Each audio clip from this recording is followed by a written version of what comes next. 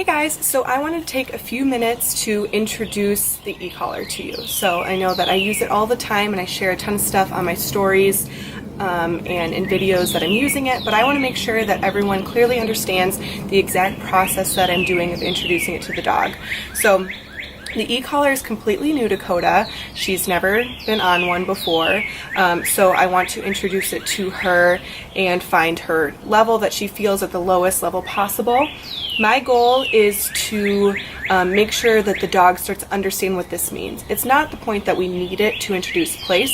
This is just a time that I really like to introduce it because it makes things very clear for the dog where pressure goes on, pressure goes off, and they start to understand what this tool is communicating for them.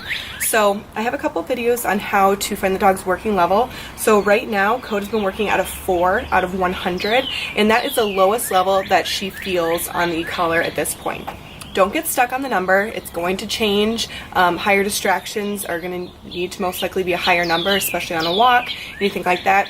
Any sort of crate anxiety that she has, her levels are definitely higher than something like this. So don't get fixated on that. I might have to change it even throughout this, but I want to give you a very, very brief understanding of how to start introducing the e-collar to your dog because it is a communication tool, not only a correction tool. So it can be used to whisper to your dog and it can be used to shout to your dog, and it's universal between handlers, which is amazing because my leash pressure might be different than her mom's leash pressure. But the e-collar pressure is going to be the same regardless of who's using it. So it makes this tool very universal and very versatile regardless of who's using it. So what I'm going to do is I'm going to walk up to the place bed. I'm going to use the e-collar and say place. The second all 4 paws are on the bed, I'm going to release pressure. Right now, it's not going to mean a whole lot to her because place is new and the e-collar is new, but it'll start meaning more to her as we do lots and lots of repetitions. So check it out. Break. Sit. Good. Place. Good. So what I'm doing is before I even say place, I engage the e-collar. So I'm pressing in. Right now I'm at a 3 and I press it in and then that's going to kind of cue her. There's going to be something that's coming after that. So I did that with sit. I pressed it in and then I said sit. When her tush hit the ground, I released all pressure. With place, I pressed it, the e-collar, I said place, she stepped on. Second that all 4 paws got on the bed, I said good and released pressure. Watch it again. Break. Good girl. Sit. Good.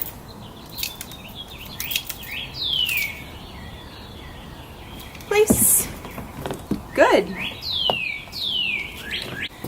What's really nice about this is she's already offering me a down, so we haven't introduced any of that at all, but she's already starting to understand, like, I'm going to step on here, maybe I should just relax, but we're going to keep working her through that, just so that she clearly understands that we're providing her with a boundary here with the place. It's not just, hey, lay down, but then get on and off as you please. It's going to be a, hey, get on here when you're told, and then get off when you're told. So very, very simplistic way of introducing e-collar pressure, and there's obviously a lot more that goes into it from a standpoint of introducing it to the dog, getting it all set up, but we want to just show you one of the ways that we pretty much introduce e-collar to all dogs on place. A lot of people do it with the walk. We obviously do that too, but I really, really like to do it with place just because I think it provides much more clarity for the dog, and I find that it's the easiest way that works for me as well. So she's doing awesome. Again, nervous gal. She's not super comfortable right now,